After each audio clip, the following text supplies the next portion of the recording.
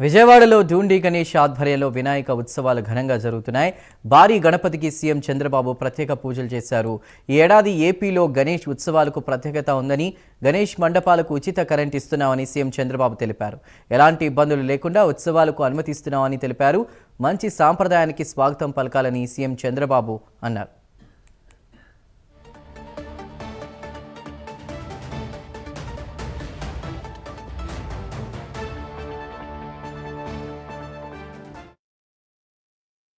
వినాయకుడికి పూజ చేశాం.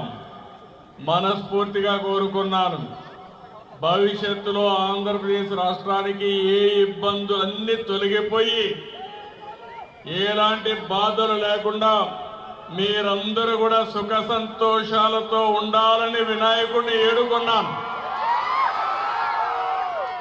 తప్పకుండా ఆశీర్వదిస్తాడని చెప్పి నేను ఆశిస్తున్నా.